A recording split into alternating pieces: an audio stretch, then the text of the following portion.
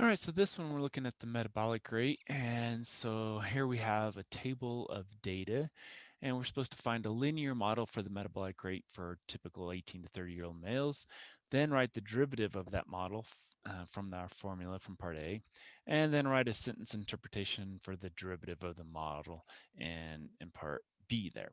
So let's go and to here and we'll show you this is our data plugged in, and so we just need to find a linear model. So that's going to be number 4, and we're not going to worry about what it looks like. We're just going to do it.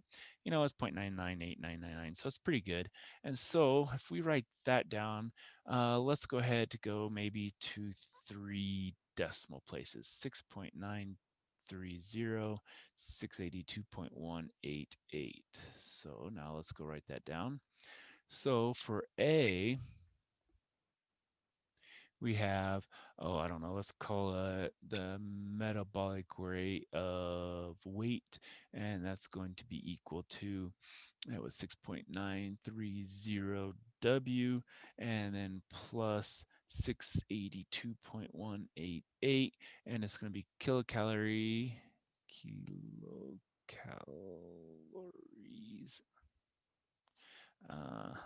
per day, and that's going to be our metabolic rate. So we plug in some weight, and then we get out kilocalories per day.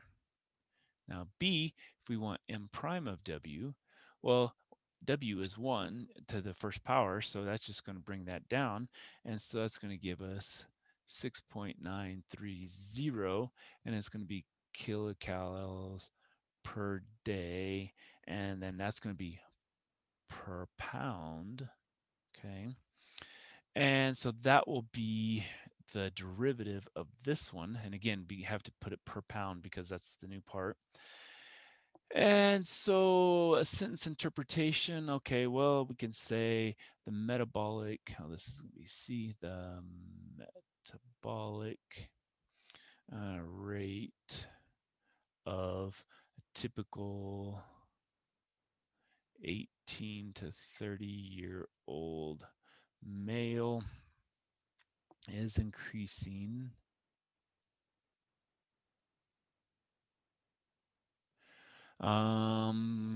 by about 6.930 kilocalories per day per pound.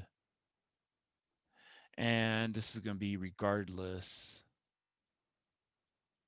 of body weight, initial body weight, because we've done all that. It's all concluded, so it doesn't matter where at it's going to be.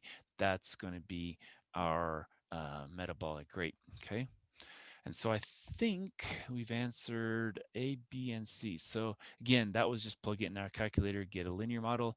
Then we took a derivative of that, got this value. And then after that, we just interpreted what that value was for part C.